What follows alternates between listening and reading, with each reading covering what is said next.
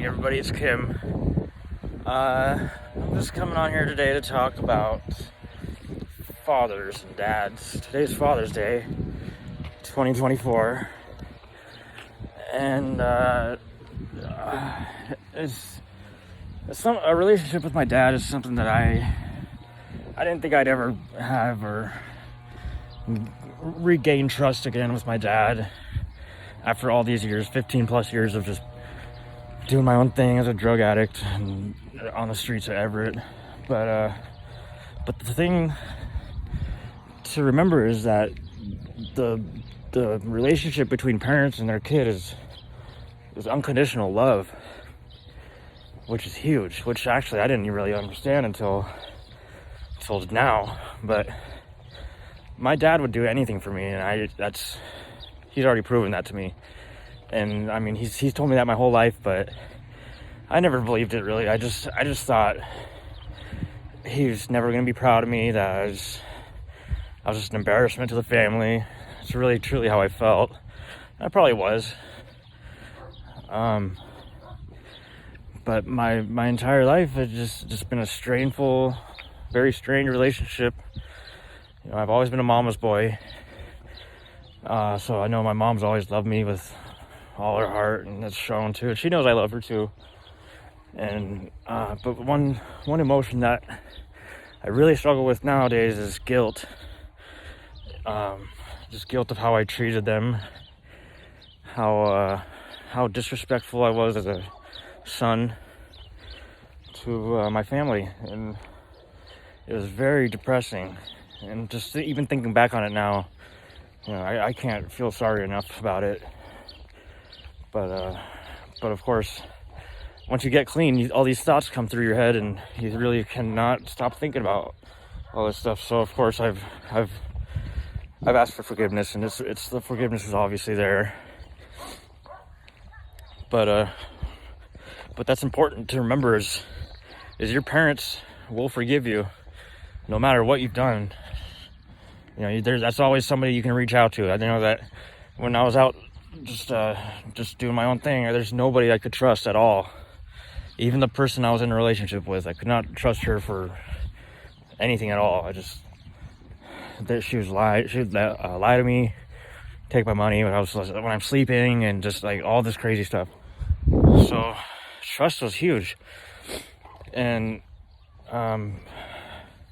yeah, so when I finally reached out to my dad, he was almost just begging me to try and come back home and just try to start over. So I had nowhere else to turn, and I took him up on that, and it took a while. You know, this is the thing that people don't really understand is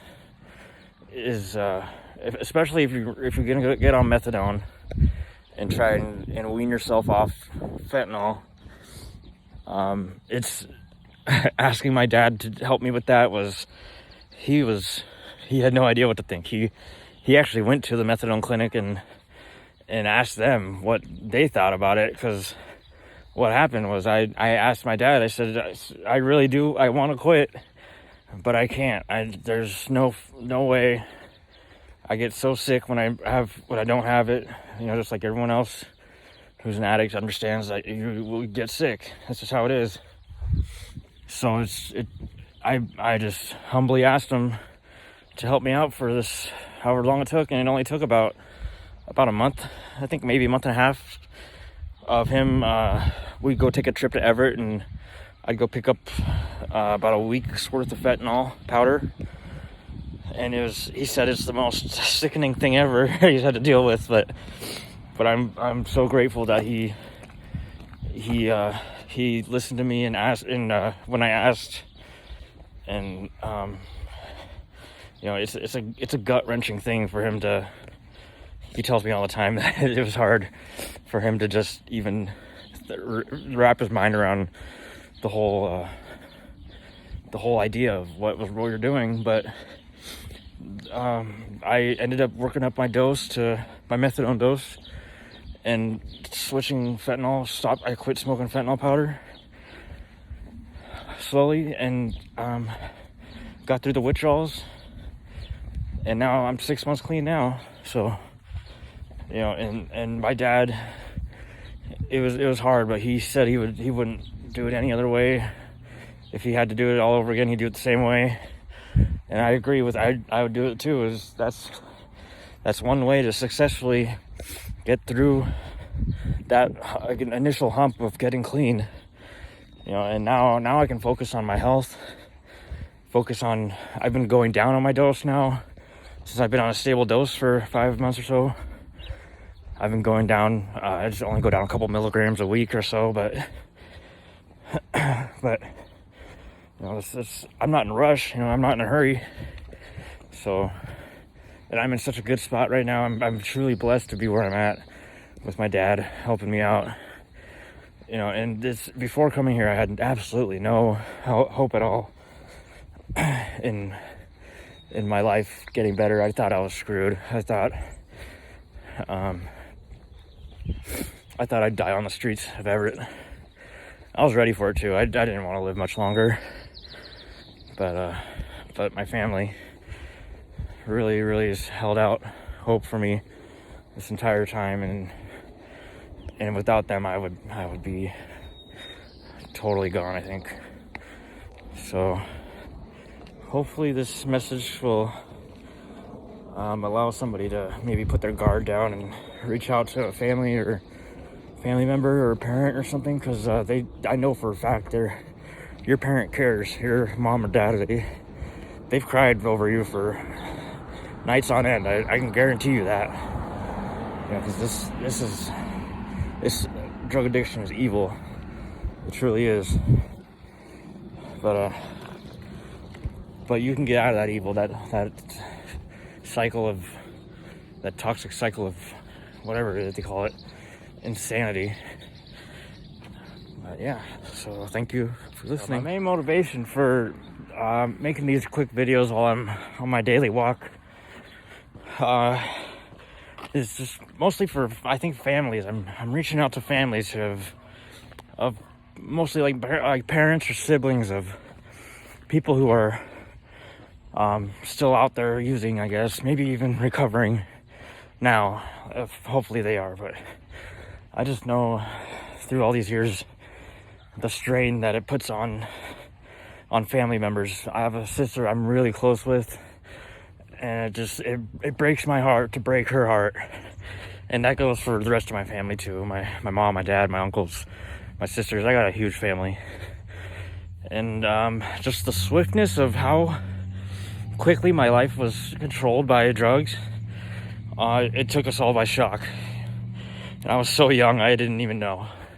And it was just the craziest. It's been a learning experience for the entire family, and not a very fun one either. But I know there's with the epidemic of just sweeping through Everett and Seattle and the whole country, actually, I know there's so many families hurting right now. One example is my mom used to go to the bus station in Everett because she knew I was on the streets, and she had no idea where I was. She didn't know how to contact me. So she'd just go sit at the bus station, and look around and look at all the kids and look for, hopefully, me. But she sat down one time at the bus. She told me this later on, but she sits down at the bus stop, and she's looking across, and she sees another mom, probably another mother, just very sad look on her face. She just sits there and just waiting, and out of nowhere, this kid that looks like me, you know, some kid that's got a backpack on and probably just on drugs, I'm sure. But they meet up, they hug each other, not a single word, and they sit with each other and cry. And that's all they did for, I think she said, about an hour or so. And then they get up and hug, and they go on their way. And that becomes a normal thing for these families. And it's so awkward and just uncomfortable.